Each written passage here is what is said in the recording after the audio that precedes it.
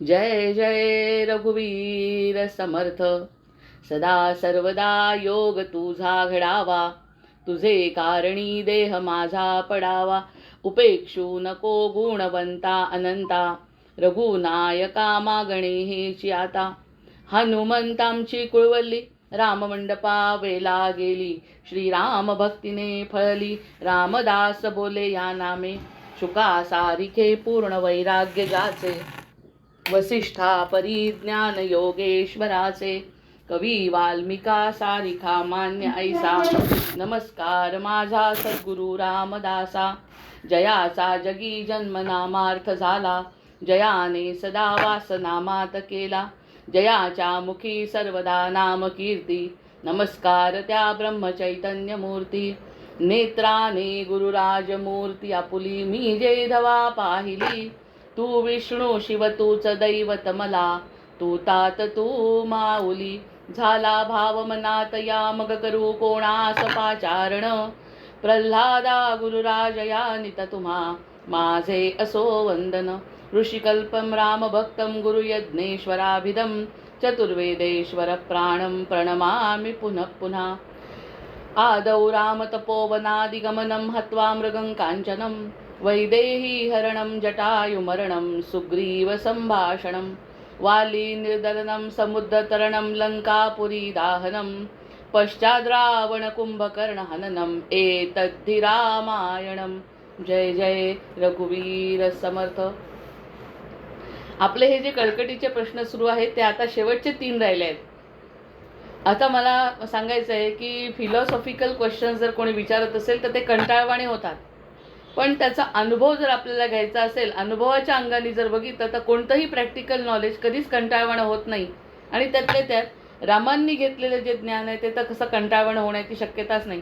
सुरुवातीला जे वाटलं की इतकं मोठं योगवसिष्ठ बोलत असताना किती ताण पडेल बोलणाऱ्यावर आणि ऐकणाऱ्यावर सुद्धा, पण अतिशय हसत खेळत आणि खेळीमेळीच्या शब्दांमध्ये आपल्याला हे कळतंय.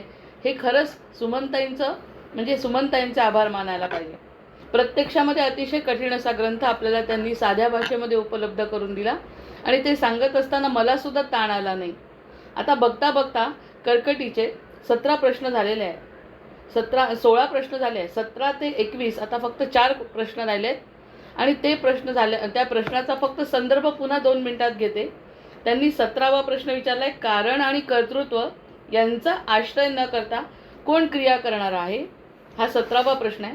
बीजामधील वृक्षाप्रमाणे कोणत्या नित्य आणि समतत्वांमध्ये हे जगज्जाल आहे, हे नानाविध जग कोणी विस्तारलेले आहे. 20वा, कोणाच्या आधारावर तू भाषण करतोस, प्रजांचे पालन करतोस आणि शत्रूंचा संहार करतोस. आणि 21वा शेवटचा प्रश्न आहे की कोणाच्या दर्शनाने तू तद्रूप झाला आहेस अथवा तुझी नित्यस्थितीच आहे का. राजा, माझ्या मनात उत्पन्न झालेले सर्व प्रश्न मी तुझ्या पुढे मांडले, तरी माझ्या वृत्तीरूपी चंद्रबिंबावर आलेले हे संशयरूपी पटल तुझ्या उत्तराने दूर होवं. प्रश्न विचारणारी अतिशय प्रगल्भ आहे, उच्च दर्जाची ज्ञानी आहे आणि तपस्विनी आहे. ब्रह्मदेवाचा आशीर्वाद प्राप्त झालेली अशी तपस्विनी प्रश्न विचारते आहे. उत्तर देणारा राजा किती महान असला पाहिजे हे आपल्याला त्याच्या उत्तरावरून कळतं. यस्य अग्रे न गलती संशय समूलः, नैव असो क्वचिदपि खंडित उक्तिम एती. राजा, आपल्या पुढे एखाद्या जिज्ञासूनी स्वतःची प्रामाणिक शंका सादर केली. प्रामाणिक, आपल्या समोर जर एखाद्याला ज्ञान आहे आणि त्या ज्ञानी माणसाच्या समोर जर एखाद्याने प्रामाणिकपणे एखादी शंका सादर केली असताना जो तिचे निरसन करीत नाही, जो त्या शंकांचे निरसन करीत नाही असा पुरुष पंडित या पदवीला केव्हाही पात्र होत नाही. हे कर्कटी सुरुवातीला म्हणते. आता नाही, आता तर ती इतकी स्थितप्रज्ञ झाली आहे की ती आता डोळे बंद करून ती प्रश्नांची उत्तर ऐकते. पण सुरुवातीला तिने सांगितलं, जर जो कोणी या माझ्या प्रश्नांची उत्तर, मी प्रामाणिक प्रश्न विचारले आणि तू स्वतःला ज्ञानी म्हणवत असशील तर तुझ्या ज्ञानाचा उपयोग हाच आहे की एखाद्याने जर प्रश्न विचारले तर त्या सगळ्या प्रश्नांचं निरसन होईपर्यंत प्रश्नांचं उत्तर द्यायला पाहिजे. आणि जर ते प्रश्नाचं उत्तर दिलं गेलं नाही तर स्वतःला पंडित नाही म्हणून घेता येणार. जर तुम्हाला माझ्या शंकांना समाधानकारक उत्तरे देता आली नाहीत हे मी पुन्हा आठवण करून देते, कारण आपले प्रश्न संपत आहेत आता. तर ते जर संपले, शंकांना समाधानकारक उत्तर देता आले नाही, तर तुमच्या राज्यातील लोकांसकट मी तुम्हाला खाऊन टाकेन. राक्षस आहे ती म्हणते मी अतिशय प्रामाणिक आणि अतिशय स्पष्ट शब्दात सात्विक शंका विचारलेला आहे आणि तू ज्ञानी आहे माझ्या समोर येणार, तू घाबरत नाही आहे मला. एवढी राक्षसीण समोर आली पण तरी तू घाबरत नाही हे माझ्या लक्षात येत आहे. पण तुझं घाबरणं मला काही महत्त्वाचं नाही आहे. जर माझ्या प्रश्नांची उत्तरं तू दिले नाही तर तुझ्या राज्यातल्या सगळ्यांना मी खाऊन टाकणार आहे. परंतु माझी इच्छा मात्र अशी आहे की माझ्या प्रश्नांना उत्तरे देऊन तू तुम्हा दोघांचा आणि आपल्या प्रजाजनांचा जीव वाचवावा. म्हणजे बघा, प्रश्न विचारत असताना ती सांगते प्रश्नाचं उत्तर जर दिलं नाही तर मी तुझ्या प्रजाजनांना खाऊन टाकीन, हे माझं तत्व आहे. पण माझ्या मनात मी सात्विक गुणी आहे ना, त्यामुळे मला असं वाटतंय राजा, प्रयत्न कर जास्तीत जास्त प्रश्नांची उत्तरं देण्याचा, म्हणजे तुमच्या दोघांचा आणि तुमच्या प्रजाजनांचा जीव वाचेल. म्हणजे प्रश्न विचारला, पण प्रश्न विचारल्यानंतर अपेक्षा अशी आहे की मला कोणाला खायचं नाही. शक्यतो तू जास्तीत जास्त प्रयत्न कर आणि माझ्या प्रश्नांची उत्तरं दे, म्हणजे माझ्या मनाला असं समाधान मिळेल की मला कोणाला खावं लागणार नाही. आणि मूळ खाण्याचा स्वभाव आहे, पण राक्षसिणीच्या मनात काय आहे, मला खायचं नाही, तू माझ्या प्रश्नांची उत्तरं दे. अशा प्रकारे दीर्घ भाषण करून, आता आपलं हे भाषण आपल्याला किती दिवसाचं पुरतं आहे, एका प्रश्नावर तुटक वाटलं नाही, एक कोणताही प्रश्न घेतला आणि तुटक वाटलं नाही, हे सत्याचं वैशिष्ट्य आहे. सत्य असं आहे की त्याला अंत नाही, मध्य नाही आणि शेवट सुरुवात नाही. त्यामुळे कोणताही प्रश्न घेत असताना आपल्याला कधी असं तुटलेला भाग असा वाटला नाही. अशा प्रकारे दीर्घ भाषण करून ती निशाचरी राक्षसी स्तब्ध झाली. आणि स्तब्ध झाल्यावर तिच्या मनामध्ये असं आलं होतं की आता मी शांतपणे सगळ्या प्रश्नांची उत्तर देत असताना जर मला काही प्रश्न पुन्हा पडले तर मी विचारतील. पण बघा, पूर्ण प्रश्नामध्ये एकदाही तिने प्रश्न विचारलेला नाही. म्हणजे जे तिचे प्रश्न होते ते परफेक्ट आहे, उत्तर देणारा परफेक्ट आहे, समजून घेणारा परफेक्ट आहे. त्यामुळे ती स्तब्ध झाली आणि स्तब्ध जाऊन मला तर वाटतं तिची समाधी लागली आहे. आणि त्या समाधी अवस्थेतली कर्कटी, उत्तर देणारा राजा, ऐकणारा त्याचा मंत्री आणि आपण सगळे ऐकणारे धन्य धन्य झालो आहोत, हे या प्रकरणाचं वैशिष्ट्य आहे. बाह्यता ती अत्यंत भेसूर दिसत होती. बाह्यता, मग कुणी बाहेरून भेसूर दिसत असेल, अंतर्गत शांत असेल आणि बाहेरून अतिशय पवित्र दिसत असेल आणि आता आतमध्ये अशांत आणि बदमाश असेल, असं जे कलियुगाचं वर्णन आपण ऐकतोय. सगळे साधूच्या वेशामध्ये असलेले बदमाश बसलेले आहेत. त्या कर्कटीला हसण्यापेक्षा या साधूच्या वेशात बसलेल्या लोकांना एकेकाला धरायला पाहिजे. बिचारी कर्कटी कुठे आणि आजकालचे हे भगवे वस्त्रधारी साधू कसे. त्यामुळे बाह्य रूपाला किती महत्त्व द्यायचं हे आताही प्रेक्षकांना किंवा वाचकांना कळलं नाही तर हे योगवासिष्ठ ऐकून काहीच फायदा नाही. मग तिने असा वाढत ती अत्यंत भेसूर दिसत होती, पण तिचे अंतर्याम मात्र शुभ्र मेघमंडळाप्रमाणे अत्यंत निर्मळ होते. हे प्रश्नाच्या सुरुवातीला सांगितलं आहे. मी पुन्हा आठवण का करून दिली, कारण हे सगळे प्रश्न आता संपतील आणि संपत असताना तिची भूमिका काय, तिला हे कल्पना नव्हती की समोरचा व्यक्ती कोण आहे. तिच्या मनाची भूक अशी होती की तिला व्यक्ती खाण्यापेक्षा मला माझ्या प्रश्नांची उत्तरं मिळाली पाहिजे. कारण माझ्यामध्ये ब्रह्मदेवानी टाकलेलं हे सत्याचं जे ज्ञान आहे, त्या ज्ञानरूपी माझ्या प्रश्नांना असे सात्विक उत्तरं जर मिळाले तर माझं खाण्याचा तर प्रश्नच उद्भवत नाही. पण मी शांत प्रशांत होऊन या ठिकाणाहून निघून जाईल आणि सगळ्यांना अभयदान देईन. आणि जो हा अध्याय वाचतो, जे हे प्रकरण वाचतो, त्याच्याही सुद्धा मनातल्या सगळ्या शंकांचं निर्मूलन होईल. कारण प्रश्न विचारणारा ज्ञानी आहे, उत्तर देणारा ज्ञानी आहे आणि हे सगळं ज्ञान ब्रह्मदेवापासून निर्मित असल्यामुळे, ब्रह्मदेव सत्यरूप असल्यामुळे त्या सत्याचं ज्या कोणाला हे ज्ञान होईल ते अतिशय मुक्त हस्तानी आणि ते दान देतील सुद्धा आणि स्वतःसुद्धा पवित्र होतील. त्यांच्या जीवाला कोणत्याही प्रकारचा धोका नाही, प्रत्यक्ष राक्षसी वृत्तीची व्यक्ती समोर असून सुद्धा. तर इतकं मोठं पुण्य या प्रकरणाचं आहे. या ठिकाणी राम नाही, वसिष्ठ नाही बोलत आहे, काहीच नाही. जेव्हा हे प्रकरण सुरू होतं तेव्हा फक्त कर्कटी, मी तर म्हणते काही दिवसांपूर्वी कर्कटीचाही आपला शब्द कमी झाला, राजाचाही शब्द कमी झाला. फक्त ज्ञान असं प्रगट झालंय. जसं यज्ञातून जसा अग्नी प्रगट होतो तसं या पूर्ण याच्यातून एक प्रकारचं ज्ञान प्रकाशित झालंय. आणि जे त्याला पटलं, जो तो अनुभवेल तो या भवसागरातून मुक्त होतो. हे या ग्रंथाच्या प्रकरणाचं फलश्रुती आहे. आणि आपल्याला ती जाणवते सुद्धा. आता हा जो 16वा प्रश्न, योग संसिद्ध झालेल्या ज्ञानदृष्टीलाच आत्मस्वरूप कळते. कोणाला कळतं आत्मस्वरूप? आत्मस्वरूप कळणं खूपच कठीण आहे. प्रत्यक्षामध्ये त्यासाठी झालेला जन्म आहे. आत्मस्वरूप करण्यासाठी झालेला जन्म.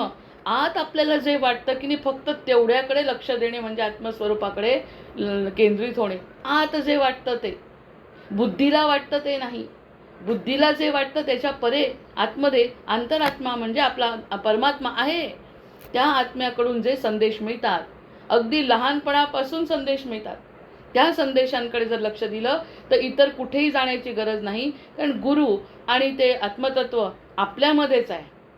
मग आत्मस्वरूप त्यालाच कळते ज्यांनी स्वतःकडे लक्ष द्यायचा प्रयत्न केला.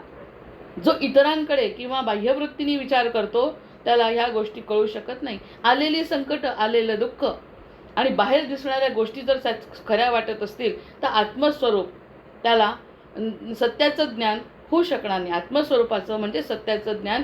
मला नेहमी प्रश्न पडतो, आपण आपल्याला ओळखण्यासाठी एवढा त्रास आहे, दुसऱ्यांना ओळखण्यासाठी तडफड आहे, आपल्याला ओळखण्यासाठी तडफड नाही.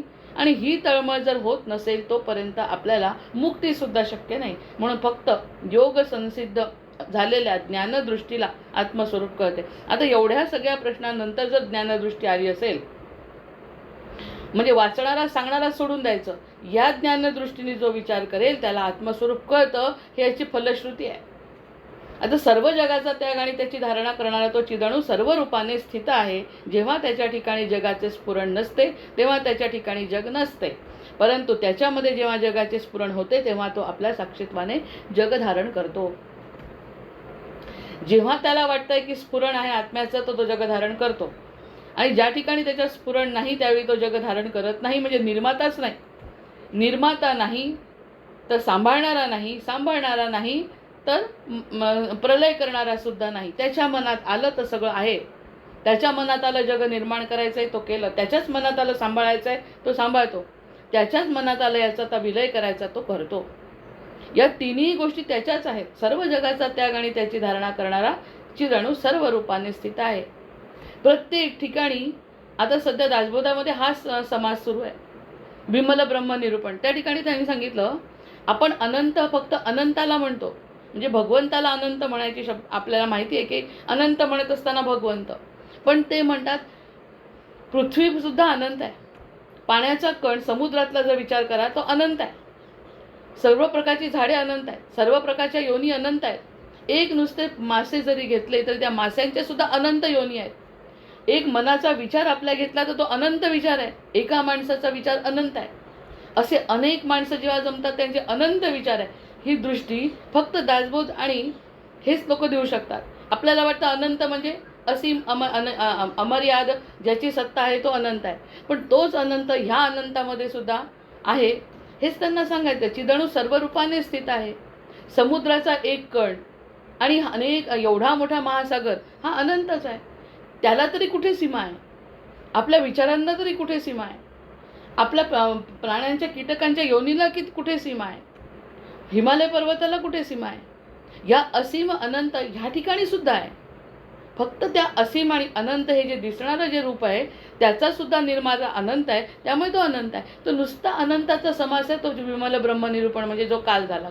फक्त अनंत. आपल्याला जो फक्त विष्णूची नावं घेतो, विष्णू सहस्रनामामध्ये त्या अनंताची जेव्हा तुलना करतो तेव्हा त्यांनी निर्माण केलेलं जग सुद्धा असीम आहे, अमर्याद आहे, मर्यादित नाही. त्याचाच अणू असून सुद्धा हा अणू सुद्धा अनंत कार्य करतोय. मी एकटी नाही, एकट्यातून अनेक निर्माण केले पिढ्यांमध्ये, हे सुद्धा अनंत कार्य नाही का? अनंताचा निर्माता, ह्याचा निर्माता अनंत जरी असला तरी त्याने निर्माण केलेलं सुद्धा सगळं अनंत आहे. फक्त त्याला मर्यादा आहे. शेवटी होतं आहे आणि राहणार नाही. आता होतं आणि आहे इथपर्यंतच आहे, पुढे राहणार नाही, एवढीच फक्त त्याला मर्यादा आहे. प्रत्यक्ष समोर दिसताना अनंत आहे. विजांचा कडकडाट पाहतो, आकाश पाहतो, पाणी पाहतो, हवा बघतो, हे सगळे अनंत आहे. अनंताची निर्मिती अनंतच आहे. याकडे जेव्हा दृष्टी जाते तेव्हा हा चिदणूच फक्त सर्वत्र स्थित आहे. एकदा का अनंताने त्यातून लक्ष काढून घेतलं तर एका क्षणामध्ये प्रलय होऊ शकतो. म्हणजे ज्याचा निर्माता आहे तो बाकी अनंत आहे, निर्मिती सुद्धा त्याची अनंत आहे. ह्या गोष्टीवरती साक्षीत्वाने आपण जगद धारण केलं तर हे सगळं आपल्याला दिसतं. साक्षीत्वाने बघायचं. होतं ना, आपण नसलो तरी असतो ना, मग या सगळ्या गोष्टी आपल्याला जेव्हा करतात, जरी त्या कल्पनेतल्या असल्या तरी सुद्धा कल्पनासुद्धा अनंताची आणि अमर्यादाची करायची. कल्पनासुद्धा आपली अनंत आहे. एका माणसाचा विचार अनंत आहे आणि असे अनेक माणसांचे विचार किती अनंत अमर्याद समुद्रासारखे आहेत ना. हा विचार जोपर्यंत दासबोध वाचला नाही तोपर्यंत खरंच मनात आला नाही. असं वाटतं हे सगळं मर्यादित आहे. काही मर्यादित नाही, सगळं अमर्याद आहे. पण त्या अमर्यादावर ज्याची सत्ता आहे तो अमर्याद आहे, त्याच्याकडे फक्त लक्ष जाणे हा त्याची जणूचा अर्थ आहे. जय जय रघुवीर समर्थ. आता 17वा प्रश्न. 17वा जो प्रश्न आहे तो आहे 17वा जो आहे, कारण आणि कर्तृत्व यांचा आश्रय न करता कोण क्रिया करणारा आहे? कारण आणि कर्तृत्व न करणारा, क्रिया करणारा, करता आणि या क्रियेचे फल देणारा, भोगणारा, अशा रूपांनी जो परमात्मा जगात भासमान होत असतो, जो परमात्मा भासमान होत असतो, परंतु त्यावेळी तो निस्संग, निर्विकार, उदासीनवत स्वात्मरूपाने स्थित असतो. सर्व जगाचे अस्तित्व आणि क्रिया किंवा त्याचे फल त्याच्याशी संबंध नसूनही कर्तृत्व, भोक्तृत्व या कल्पना उदित झाल्या आहेत. तो जगाची उत्पत्ती लय करतो असे जे म्हटले जाते ते मानवी व्यवहाराच्या दृष्टीने खरोखर जग कोणी उत्पन्न केलेले नाही आणि त्याचा नाशही कोणी करत नाही. स्थितीकाली दिसणारेही हे सर्व चिद्रूपच आहे. आता हा जो पॅरेग्राफ आहे तो अतिशय कठीण आहे समजायला. आता यासाठी साधी जी ब्रह्माची उपमा आपण दिली की क्रिया करणारा आणि करता म्हणजे करता आणि फल भोगणारा भोगता, अशा रूपाने तो परमात्माच आहे. म्हणजे याचा अर्थ जे जे कोणी भोगतात आहे ते सगळे परमात्म रूप आहे, अन्यथा ते भोगू शकले नसते. तो जो अंश आहे परमात्म्याचा, परमात्म स्वरूपाचा अंश जोपर्यंत आहे तोपर्यंतच हे सगळं भोगणं चाललंय. आपल्याला समजतं म्हणून आपण त्याच्याशी संबंधित आपण भगवंताची पूजा करतो. बाकीच्या योनीतले जे आहेत ते भोगतच असतात. प्रत्यक्षामध्ये त्यांच्या बुद्धीप्रमाणे, त्यांच्या कर्माप्रमाणे, त्याच्या कर्तृत्वाप्रमाणे ते भोगतच असतात. आणि ते भोगणं कोण भोगतंय? त्यांच्या अंशरूपाने भगवंतच स्वतः भोगत असतात. जय जय रघुवीर समर्थ. सगळ्यात मोठी संकल्पना ही 17वी. म्हणजे जे आपल्या शरीराला वाटतं की आपण भोगतोय ते प्रत्यक्षात भोगणारं खरंच शरीर नाही आहे. कारण शरीराला भोगायचं असतं ना तर ते शाश्वत राहिलं असतं.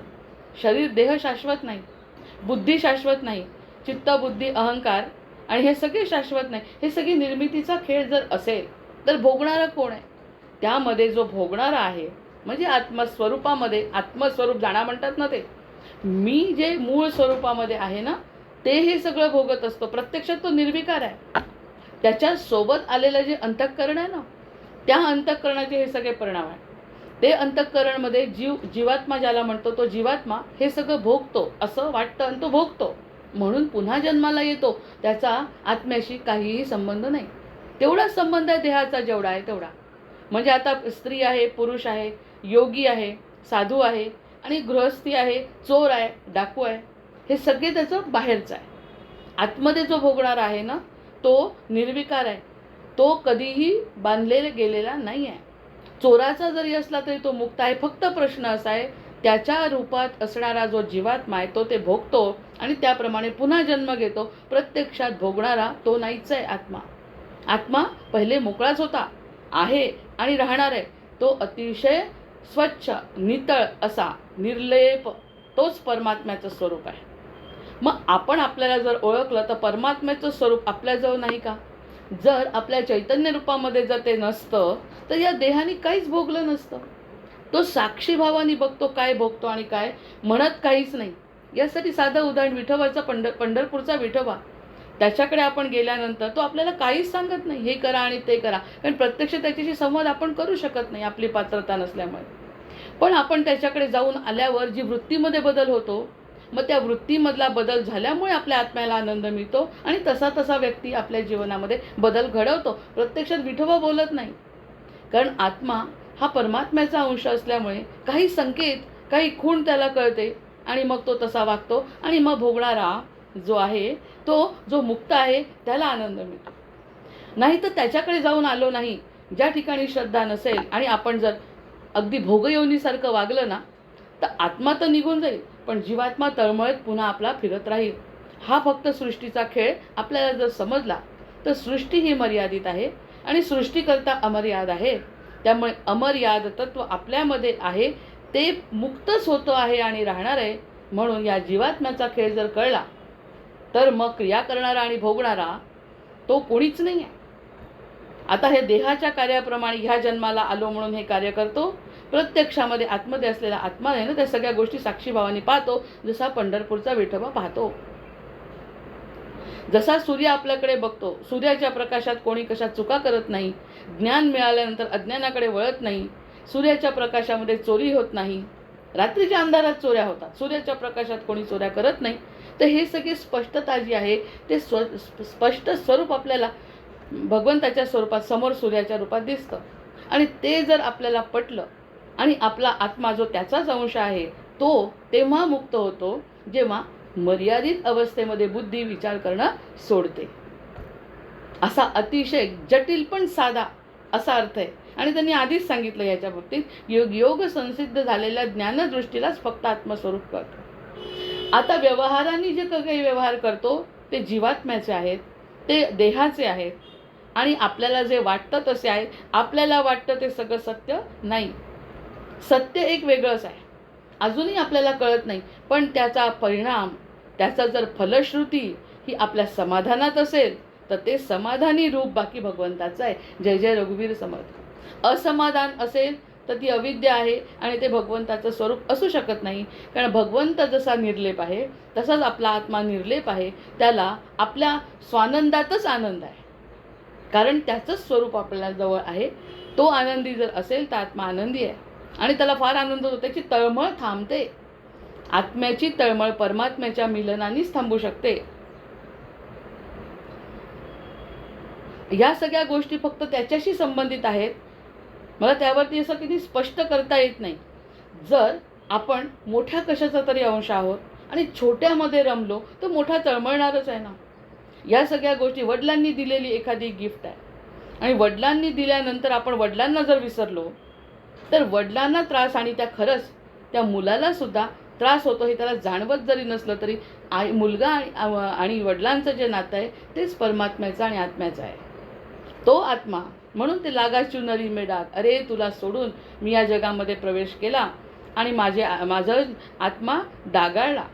ज्यासाठी माझा जन्म झाला ते मी न करता मी बाकीच्या गोष्टीमध्ये रमलो की नाही, त्यामुळे मला आता खूप तळमळ वाटते, मला तुला भेटायचं आहे. ही जी ओढ आहे ती पूर्णत्वाला या जगामध्ये होऊ शकत नाही. पूर्णत्व पूर्णत्वातच असू शकते. या ठिकाणी अपूर्णतेत गोडी जर असेल आणि गोडी अपूर्णतेत, जर अपूर्णतेत गोडी, मला हे मिळालं नाही, मला ते मिळालं नाही, तरीही जर मी समाधानी असेल तर पूर्णाकडे माझी वाटचाल आहे. अन्यथा या ठिकाणी पूर्ण असं काहीच होऊ शकत नाही. आपल्याला जे वाटतं ते पूर्णत्व ह्या मायेमध्ये नाही. कारण माया ही त्याची दासी आहे.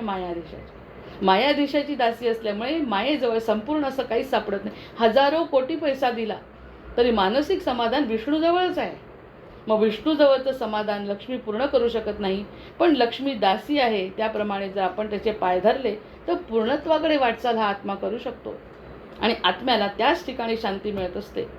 हा त्या पूर्ण 17व्या क्रिया करणारा करता आणि क्रियेचे फल भोगणारा भोगता. हे असं काही नसतं म्हणण्याचं कारण, एखाद्या गोष्टीला वरून पाठवलं आणि तो नाही त्या ठिकाणी रमत बसला आणि आपल्याकडे विसरला तर ते दुःख त्याच्या आयुष्याला अगदी जन्मांतराचं पुरलं आहे.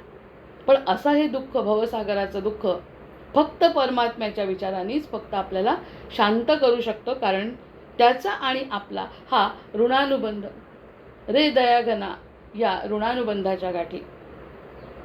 आता ह्या ऋणानुबंधाच्या गाठी आपल्याला न कळता जर आपण या नवीन मिळालेल्या संसार चक्रामध्ये जर अडकलो तर ते सुख आपल्याला मिळू शकत नाही. कारण या ठिकाणी अपूर्णत्व हा मायेचा गुण आहे.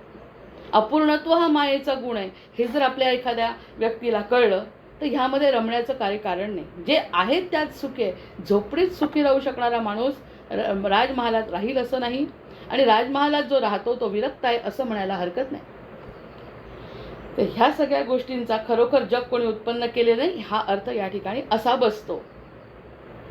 म्हणजे उत्पन्न केले नाही आणि नाही असा अर्थ नाही आहे. पाण्याचा बुडबुडा आहे, पण त्या पाण्याच्या बुडबुड्यामध्ये बुडबुड्याप्रमाणेच राहावं. तो पाण्याचा बुडबुडा जिथून निर्माण झाला म्हणून आपण नेहमी यात्रा जी असते ती अगदी खोल गोमुखापर्यंत जाते. नदीचा संगम बघणे वेगळं आणि नदीच्या काठाने जाणं वेगळं आणि ती कुठे उगम पावते तिथे जाणं वेगळं. म्हणजे ज्या उगमावर जाऊन त्या व्यक्तीला जे समाधान मिळते, हा सांकेतिक अर्थ असा आहे की या पूर्ण याच्यामध्ये जो उगम जिथे आहे म्हणजे भगवंत परमात्मा जिथे आहे तिथे गेल्याशिवाय जीवाची तळमळ शांत होत नाही. हा संगमाचा पण, आणि संगम होणे म्हणजे त्याचं आणि आपलं मिलन होणे हा संगम आहे. गंगासागर मिलन म्हणतात तसं. आणि त्याच्या काठावरून जाणे हे सुद्धा परमात्म्याचं मिलन आहे. वर पोचणे हे तर अगदी त्याच्याशी एकरूप होणे, हा सगळा यात्रेचा खरा अर्थ आहे आणि तो अर्थ या ठिकाणी स्पष्ट करून सांगितला. आता हा झाला 17वा प्रश्न. 18वा आणि 19वा एकत्र प्रश्न आहे की बीजामधील वृक्षाप्रमाणे कोणत्या नित्य आणि समतत्वांमध्ये हे जगज्जाल आहे. आणि 19वा प्रश्न आहे हे नानाविध जग कोणी विस्तारलेले आहे. आता 18 आणि 19व्याचं एकत्र उत्तर त्या देत आहेत की विस्तीर्ण वृक्षाला आपल्या अंतर्यामी धारण करणारे बीज एखाद्या लहानशा भांड्यात साठवलेले असते. बीज एवढा मोठा वृक्ष निर्माण होतो, त्या वृक्षाचं बीज खरंच कल्पना नसते की एवढ्या छोट्या बीमध्ये आंब्याची कोय आंब्याच्या वृक्षाच्या मानाने काय आहे. म्हणजे सूक्ष्म तत्वामध्ये स्थूलरूप सामावलेलं आहे. कुठेतरी सूक्ष्म तत्व असल्याशिवाय स्थूलरूप येत नाही समोर, आणि ते सूक्ष्म तत्व म्हणजे परमात्मा आहे. जितकं सूक्ष्म तो सूक्ष्म, जितकं सूक्ष्म रूप असेल जे दिसत नाही म्हणूनच ते दिसत नाही. काही बॅक्टेरिया आपण मायक्रोस्कोप खाली बघतो, पण त्याच्याही सूक्ष्म काहीतरी तत्व जो सायंटिस्टना सुद्धा सापडलेला नाही, त्याला ते गॉड पार्टिकल म्हणतात. मग गॉड पार्टिकल म्हणणे काय आणि सूक्ष्म तत्व परमात्मा तत्व म्हणणे काय, एकच आहे. त्या परमात्म्यापासून निर्मिती आपली ही निश्चित आहे.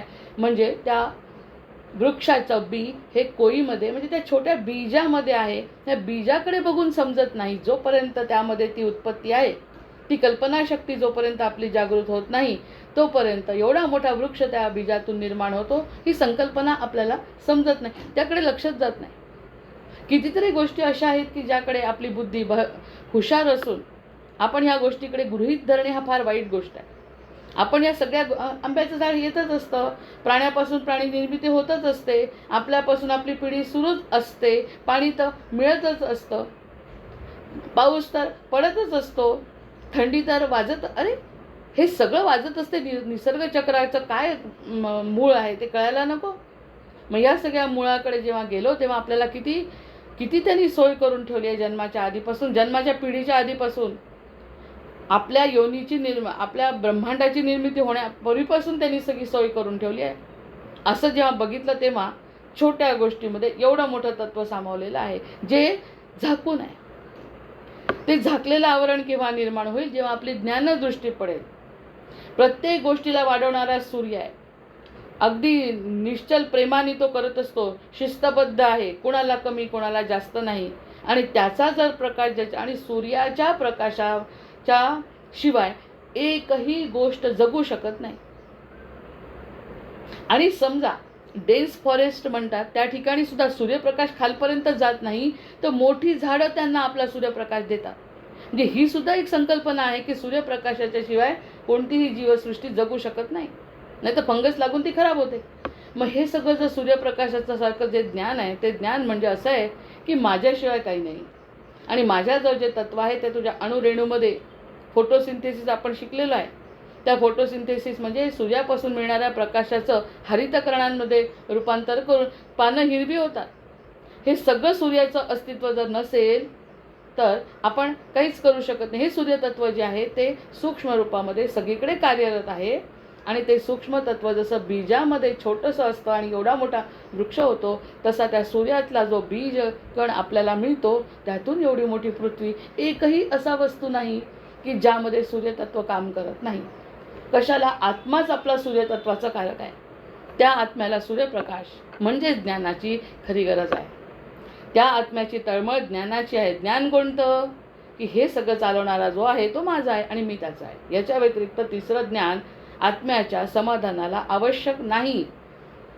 म्हणून समअवस्थेत हा चिदणू आपल्यामध्ये सर्व जगत पसारा साठवून राहिलेला आहे.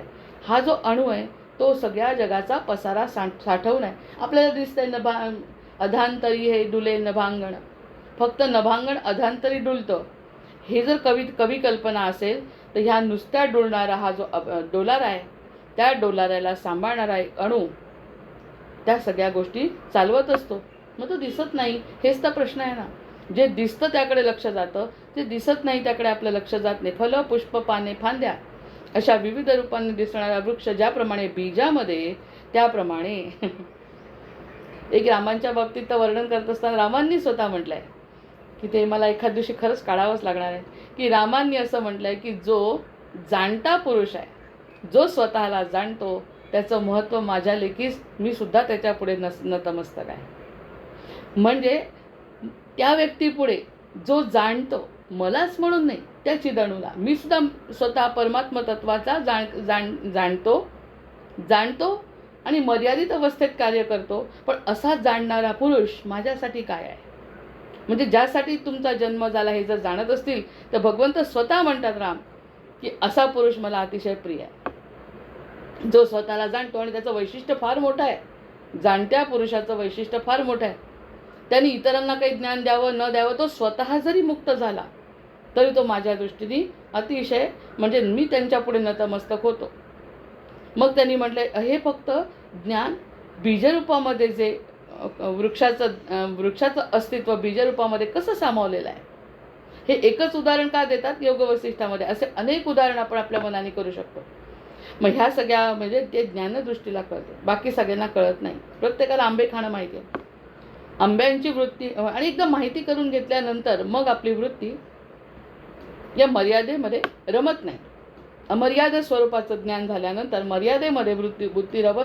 कोणती गोष्ट आहे, एखादी गोष्ट, एखादा कपडा आपण जर महाग घ्यायला सुरुवात केली तर हलका कपडा आपल्या दृष्टीला बराच वाटत नाही.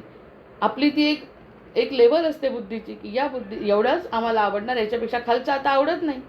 मग एकदा का ज्ञान पूर्ण वरचं, जगी धन्य तो दास सर्वोत्तमाचा, जर सगळं सर्वोत्तमाचा दास जर झालो तर त्याच्या हाताखाली असलेल्या सगळ्या गोष्टी त्याच्या मनाने न्यूनच राहणार आहे. त्याच्या मनाने प्रत्यक्षात त्या अमर्याद आहेत, पण आपला अमर्याद पुरुषोत्तम जो आहे त्याच्या पुढे या सगळ्या गोष्टी आम्हाला आवडणार नाही. हे फक्त ज्ञानदृष्टीने कळते. हे सर्व जगाचा विस्तार चिदणूमध्ये सामावलेला आहे. अशा प्रकारे या जगाचा विस्तार जो आहे तो त्या चिदणूमध्ये सामावलेला आहे. तो चिदणू म्हणजेच गॉड पार्टिकल. आणि तो गॉड पार्टिकल हा सुद्धा एवढा मोठा, कल्पना करू शकते मी, या चिदणूमध्ये एवढं मोठं ब्रह्मांड एक जर सामावलं आहे तर त्या चिदणूचा निर्माता किती अनंत असेल, असीम असेल. तो विष्णू सहस्रनामाचे कितीही पारायण केले तरी त्यामध्ये तो पकडला जाऊ शकत नाही, कारण त्याचा अंशच इतका मोठा आहे. तर अंशी काय असेल, या सगळ्या कल्पना न करता आपण त्याला शरण जाणे आणि मग सगळ्या गोष्टींची तो ज्ञानस्वरूप असल्यामुळे ते ज्ञान देतो.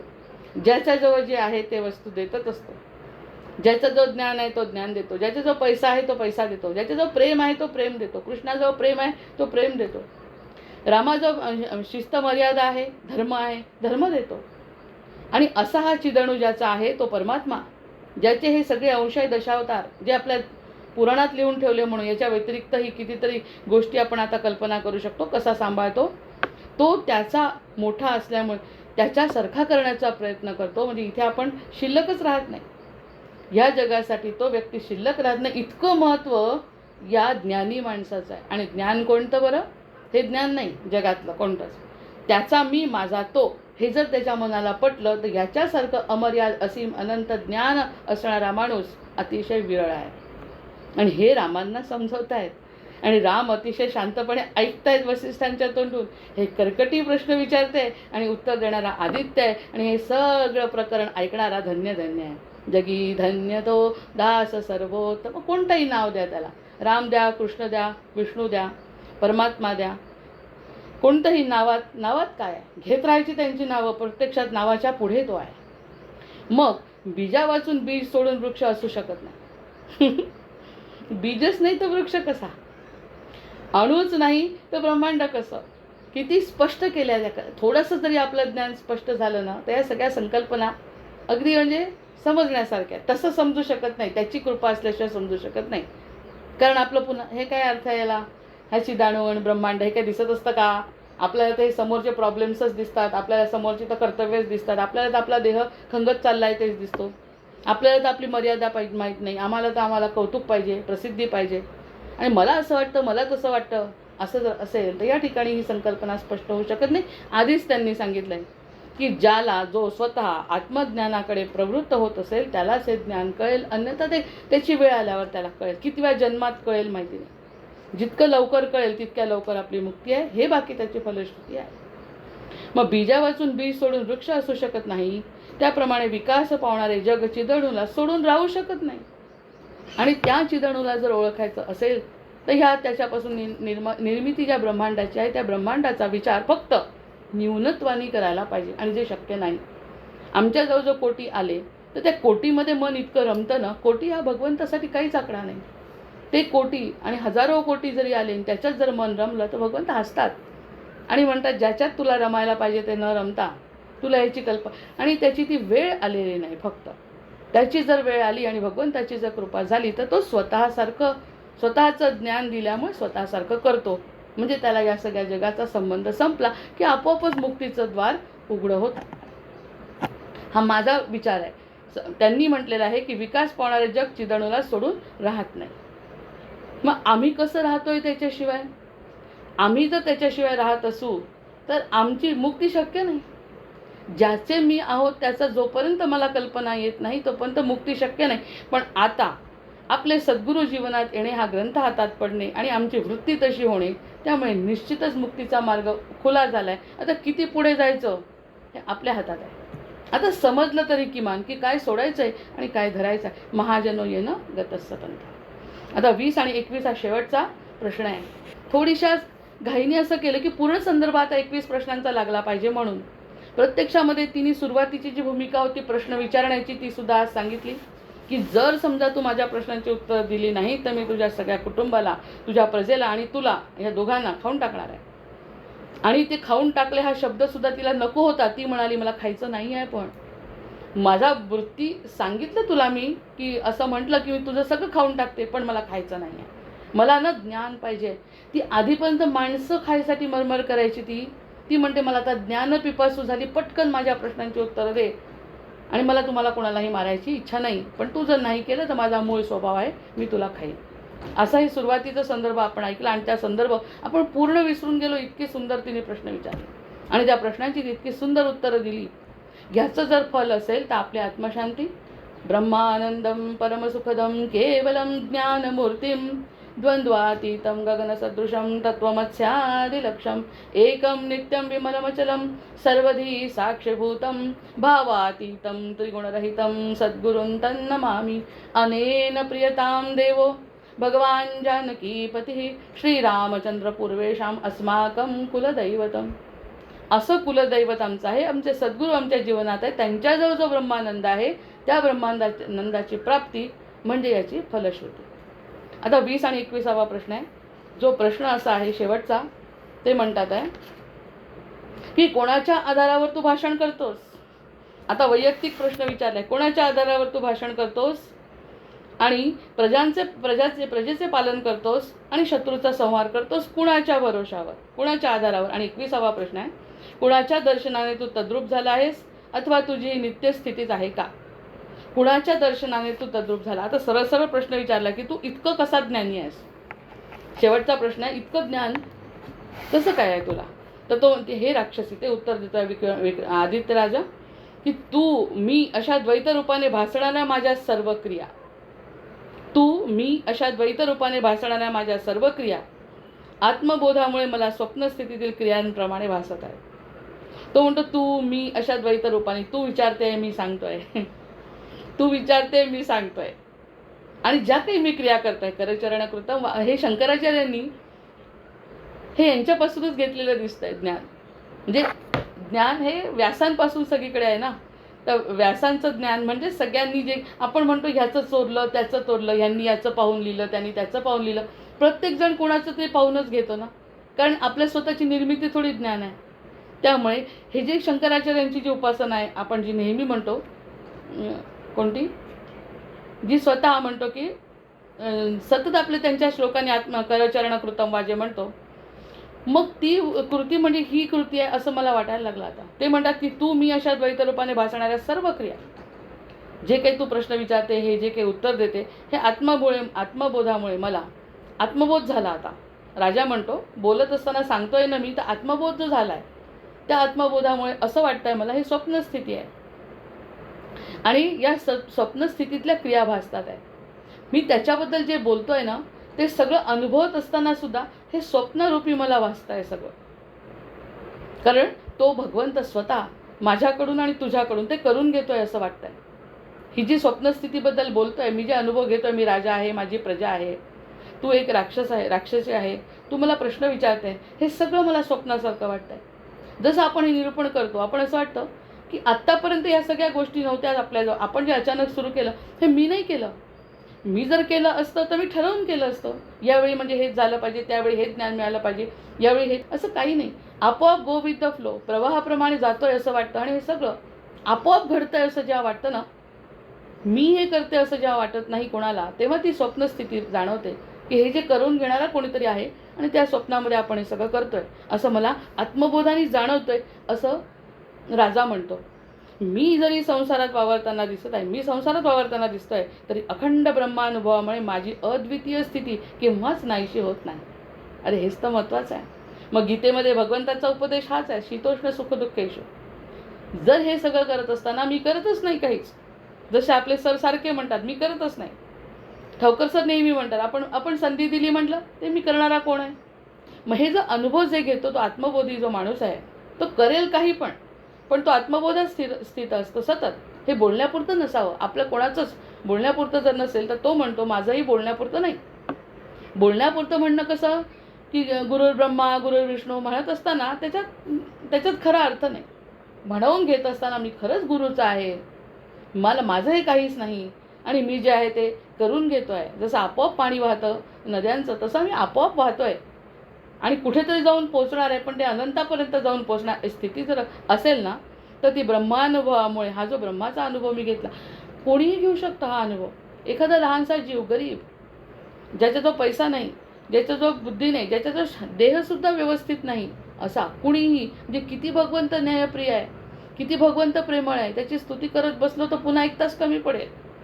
असा हा जो भगवंत आहे प्रत्येकावरती प्रेम करणार, फक्त तो दिसला पाहिजे आपल्याला. या ब्रह्मानुभवामुळे माझी अद्वितीय अशी स्थिती केव्हाच नाहीशी होत नाही. आणि तो अहंकाराने सांगत असेल का आता? कारण अहंकार असता तर त्याला प्रश्नच विचारले नसते. ब्रह्मदेवाचे प्रश्न कर्कटी त्याला विचारते आहे. म्हणजे ज्याला विचारले तो साधा असणार आहे का? समजा आमच्या सद्गुरूंनी म्हटलं की मी ब्रह्मस्थितीत आहे तर खोटं नाही. गीतेमध्ये भगवंतांनी जर म्हटलं की मी संपूर्ण आहे तर खोटं नाही, ते खरं आहे. आपल्यासारख्यांनी जर अहंकाराने म्हटलं मी पूर्ण स्वरूपात आहे आणि दुसऱ्या दिवशी भांडण केलं, त्याच्यासाठी एक अतिशय सुंदर उदाहरण मीच घेतलं. नैमिषारण्याला जेव्हा गेलो होतो तर नैमिषारण्यामध्ये सगळे धार्मिक लोक ऐकणारे, भागवत ऐकणारे, आणि नैमिषारण्याची पावनभूमी ज्या ठिकाणी भागवताची निर्मिती झाली, सत्यनारायणाची पूजेची सुरुवात तिथून झाली, हे सगळं जेव्हा ऐकतो सगळेजण असे भारावले आणि खोटं पण बोलतात. इतकं खोटं बोलतात की असं होतं की मी असा, मी तसा, मी मुक्त आहे, असं सगळ्यांच्या तोंडी ऐकायला यायचं. कारण वातावरणच तसं असतं. म्हणजे वातावरणाप्रमाणे स्मशान वैराग्य जसं म्हणतात तसं आम्ही मुक्त आहे, आम्ही मुक्त आहे, असं प्रत्येकाच्या तोंडून 1-2 जण तर सारखे म्हणत होते. आणि दुपारी जेव्हा जेवायची वेळ झाली तर ताटासाठी भांडण केलं. मला ताट पाहिजे, मला पहिल्यांदा जेवण पाहिजे, मला पहिल्यांदा गाडीत बसायचं आहे. हे सगळे मला वाटणे हे मुक्ततेचं लक्षण असू नाही शकत. मग त्यांनी म्हटलं ही ब्रह्माची अद्वितीय स्थिती ही बोलण्याची नाही आहे, ही वागण्यातून जर आली तर ब्रह्मानुभव येणार आहे. आणि हे जे बोलतात ते खोटं बोलत नाही, कारण ते ब्रह्मानुभवी आहेतच. आणि त्यांनी जर म्हटलं की मी ब्रह्मानुभवी आहे आणि ते सतत आत्मानंदामध्ये लीन राहत असतील तर बाकी त्यांना काही भीती नाही कशाची. मग कोणी म्हणो किंवा न म्हणो, किती खोल जातोय. म्हणून जगी धन्य तो दास सर्वोत्तमाचा, कृतज्ञ मी, कृतार्थ मी तेव्हाच होणार आहे जेव्हा या सगळ्या गोष्टी माझ्या जीवनामध्ये होती. इथे हे प्रश्न संपलेले आहेत. म्हणजे ब्रह्मस्थितीप्रमाणे. आणि तो म्हणतोय की अद्वितीय स्थिती माझी कधीही नाहीशी होत नाही, म्हणून तू विचारलेली प्रश्न आणि देण्याची माझी उत्तरं हे सगळं त्याचं कार्य आहे, त्याला समर्पित करतो. एक तरी गोष्ट कमी आहे 21 प्रश्नांमध्ये. कोणता प्रश्न असा की ज्या ठिकाणी त्यांनी चिदणूपासून तर परमात्म्यापर्यंत, अनंतापर्यंत, सूक्ष्मातून स्थूलापर्यंत, स्थूलातून सूक्ष्मापर्यंत, आणि हा सगळा अनुभव घेणारा मी, असं मला जग असं याच्यासारखं भासतंय आणि म्हणून मी तुला उत्तर देतोय. उत्तर ऐकत असताना कर्कटीचे डोळे बंद आहेत. भीषण आणि भेसूर असलेली ही जी कर्कटी आहे ती इतकी कृतकृत्य झाली की ती म्हणाली माझ्या जीवनाचं सार्थकच आज झालं. असा व्यक्ती मला मिळाला ज्ञानी, जे ब्रह्माचं ज्ञान मला जे समजत नव्हतं किंवा थोडंफार जे समजलं तेच खरं आहे असं सांगणारा ब्रह्मज्ञानी पुरुष मला भेटला. मी नतमस्तक आहे. मग महात्म्यांचा सहवास झाल्यानंतर दुःखबाधा होण्याचे काही कारणच उरत नाही. इथे प्रश्न संपल्यानंतर ती म्हणते असाच सहवास झाला. आता फलश्रुती दिली आहे. ही फलश्रुती अनुभव घेण्याचं आता कोणाची जबाबदारी आहे? हे ऐकल्यानंतर फुकटच ऐकतो 1 तास. 1 तास नाही, वर्षभर किती दिवस लागतील या ग्रंथाला माहिती नाही. हे फुकटच ऐकायचेत का? निदान ह्या दिवसभरात तरी जर आपल्याला तो आनंद पकडता आला तर महात्म्यांचा हा जो सहवास आहे, महात्मा आहे इथे कर्कटी पण आहे, इथे तो राजा आहे, इथे वसिष्ठ आहेत, इथे प्रत्यक्ष राम आहेत. यांच्या सहवासामध्ये जो आनंद मिळतो, आता काय बोलायचं याच्यावर? म्हणजे बोलण्यासारखं काही आहे का याच्यावर? ते अनुभवण्यासारखं आहे सगळं. महात्म्यांच्या सहवास झाल्यानंतर दुःखबाधा होण्याचं काही कारण नाही. आता जर दुःख होत असेल तर आपण मर्यादित विचार करतो. आहे दुःख संपलेली नाही, कारण ब्रह्मांड संपलेलं नाही, माया संपलेली नाही. जोपर्यंत देह आहे तोपर्यंत माया आहे. पण त्या देह आणि मायेचा संबंध देहापुरता ठेवून आणि जर आपण आत्म्यामध्ये आता ह्या सगळ्या गोष्टींचं पुनरुक्ती होईल आता, तर ते सगळ्या प्रश्नांची एकत्रित उत्तरं जर मिळवायची असतील तर महात्म्यांचा हा सहवास आपल्याला दुःखाचं कारण समूळ नष्ट करतो. भजनम भवबीजानामर्जनम सुख संपदाम तर्जनम यमदूतानाम राम रामेति गर्जनम. आता मला असं वाटायला लागलं की जी काही उपासना आपण आधी करतो सद्गुरूंच्या सहवासामध्ये, ती या ज्ञानाची काही गरज नसताना जर आपण मनापासून केली असती ना तर तेव्हाच आपण मुक्त झालो असतो. ते त्यांनी सांगितलेलं काय आहे करत शोधत आलो इथपर्यंत. अर्थात हेही चांगलं, ज्ञानोत्तर भक्ती उत्तमच आहे, पण जर त्यांच्यावर तशीच निश्चंक होऊन श्रद्धा ठेवली असती तरी आपण मुक्त झालो असतो. ज्ञानाची गरजच नाही. पण हे ज्ञान घेत असताना सद्गुरूंची आठवण येते आणि सद्गुरूंचे आशीर्वाद असल्यामुळेच आपण हे सगळं ऐकतो, वाचतो आणि त्याचा अनुभव घेतो. त्यामुळे महात्म्यांच्या सहवासात झाल्यानंतर दुःखबाधा होण्याचं कारण हे जे ते म्हणतात ते सत्य आहे. कारण मूळ स्वरूपापर्यंत जर आपल्याला नेलं त्यांनी तर मूळ स्वरूपामध्ये शांती, समाधान, सुख आणि आनंद आहे. त्याच्या मूळपासून जो विस्तार आहे त्या विस्तारामध्ये दुःख आहे, मुळामध्ये दुःख नाही. कारण आपण दुःखीचा अंश नाही, आपण अंश आहोत आनंदाचा. आणि वासनेमध्ये जे बांधल्या गेलो, जो जन्म झाला आईवडिलांच्या पोटी, तो केवळ मायेमुळे झालेला आहे. प्रत्यक्षात आपण आईवडिलांचे सुद्धा नाही तर बाकी कोणाचे असणार आहे? ज्यांनी जन्म दिला त्यांचे सुद्धा मर्यादित स्वरूपामध्ये आपण त्यांचा विचार केला तर दुःख आहे. अमर्यादित स्वरूपात विचार केला तर आपले हे वडील म्हणजेच परमात्म्याच्या अंशाने त्यांचा अंश आपण आहोत असा जर विचार केला तर मर्यादित आणि माया आपल्याला बाधू शकत नाही. असं बाधायला नको कोणत्याही स्थितीमध्ये. तो म्हणतो, त्याचा एक प्रश्नाचं उत्तर पुन्हा सांगते. हे राक्षसी, तू मी अशा द्वैत रूपाने भासणाऱ्या माझ्या सर्व क्रिया आत्मबोधामुळे मला स्वप्नस्थितीतील क्रियांप्रमाणे भासत आहेत.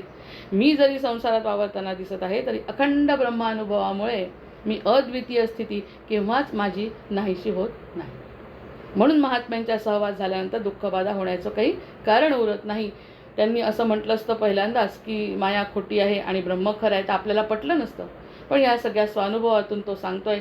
तिला जो प्रश्न पडला, अरे इतकं कसं काय सांगतो, तो म्हणतो माझं ज्ञान नाही हे, मी अखंड आत्मस्थितीत असल्यामुळे मला माझ्याकडून भगवंतांनी ते करून घेतलं, त्यामुळे मी ते सांगितलं. तू ते प्रश्न विचारले आणि यामुळे माझी दुःखाचं मला याही क्षणी तू खाल्लं तर मला भीती नाही.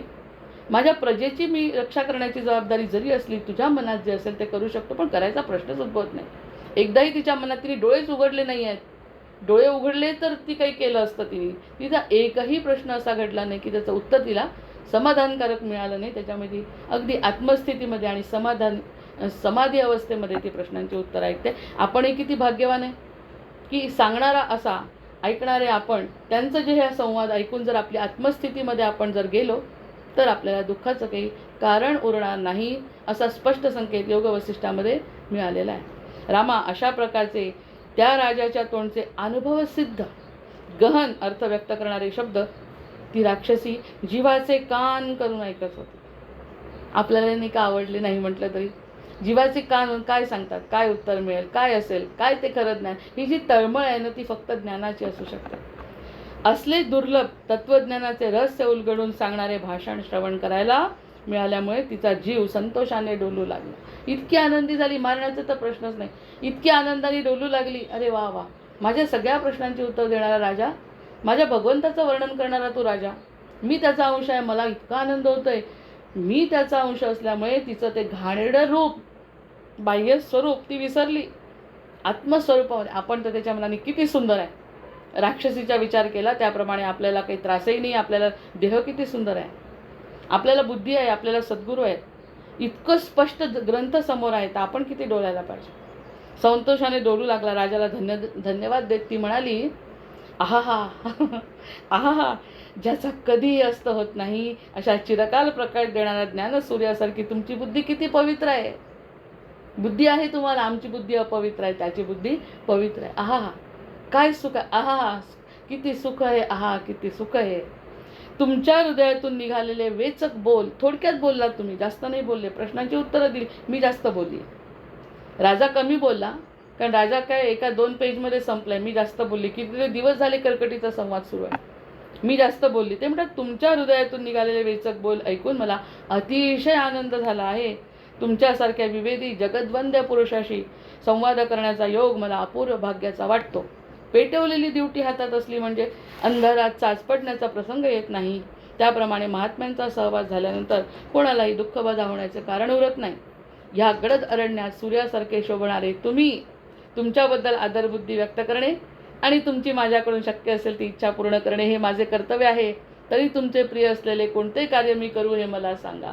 कृतज्ञता व्यक्त करते कर्कटी, तुमचं कार्य मला सांगा. म्हणजे मी सुद्धा कृतज्ञता व्यक्त करून या ठिकाणी पुढे ती काय करते यावरती आपण नंतर चर्चा करू. आणि या ठिकाणी थांबते. भर्जनं भवबीजानामर्जनं सुखसंपदां तर्जनं यमदूतानां राम रामेति गर्जनम् आवाहनं न जानामि तवार्चन पूजाञ्चैव न जानामि क्षम्यतां परमेश्वर क्षम्यतां परमेश्वर क्षम्यतां परमेश्वर. जय जय रघुवीर समर्थ.